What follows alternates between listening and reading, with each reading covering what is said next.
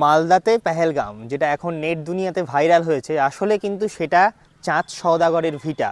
রায়গঞ্জ ডিভিশনের archaeological survey of ইন্ডিয়ার বোর্ডটি সেখানে লাগানোই রয়েছে, কিন্তু এই মুহূর্তে সবাই এটাকে পেহেলগামের চোখে দেখছে। গোটা মালদাবাসী যেন এখানটায় উঠে এসেছে এবং আশেপাশের সমস্ত মানুষরাই এখানে উঠে এসেছে।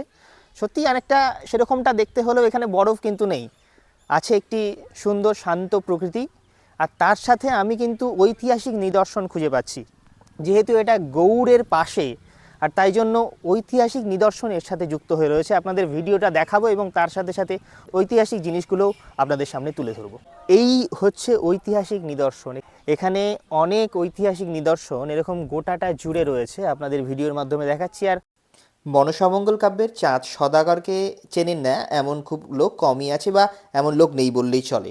তো এখন বিষয় হচ্ছে, এই যে নিদর্শনগুলো, ঐতিহাসিক নিদর্শনগুলো আমাদের অতীতের স্মৃতি বহন করে চলেছে। এই সুন্দর শান্ত পরিবেশের মধ্যে যখন গিয়ে দাঁড়াই, সেই পুরনো শশাঙ্কের রাজধানী কর্ণসুবর্ণ, তার গৌড়ের রাজা হওয়া এবং 590 থেকে 625 খ্রিস্টাব্দের মধ্যে সেই সময়টা হয়েছিল, এই সব কিছু যেন আমাদের এক পেছনের ইতিহাসে টেনে নিয়ে যায়।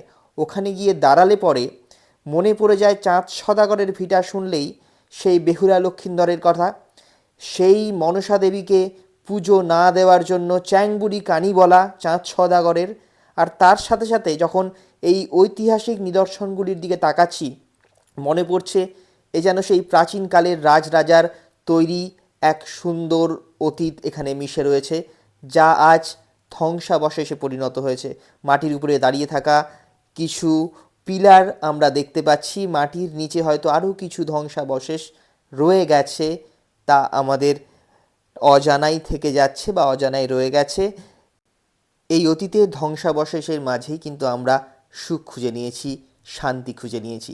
কেউ আমরা ছবি তুলতে ব্যস্ত হয়েছি, কেউ এই নীরব অঞ্চলে এসে একটু তৃপ্তি, একটু শান্তি খুঁজে পেয়েছি। আর তাই সকলেই মিলেই আমরা এটিকে পেহেলগাম বলছি। যারা কাশ্মীরে পেহেলগামে যেতে পারেনি, তারা এই এক টুকরো ছোট শান্তির জায়গায় গিয়ে নিজেদের তৃপ্তি অনুভব করছি।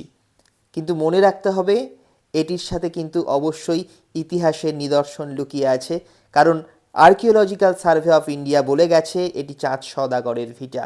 এখানে আসতে গেলে পরে গৌড় পার করে তার বাম হাতে একটু গিয়ে দেখবেন গৌড়ীয় বিদ্যালয় রয়েছে, তার পাশে একটি বড় টার্নিং রয়েছে, তারপরেই দেখতে পাবেন এরকম ভিটা অফ চাঁদ সওদাগর দিয়ে অ্যারো দেওয়া আছে, সেখান দিয়ে আসতে হবে। সকলে ভালো থাকবেন, দেখা হবে পরের ভিডিওতে। ততক্ষণ পর্যন্ত এই ভিডিওটি অন্যজনকে দেখারও সুযোগ করে দিন। ধন্যবাদ।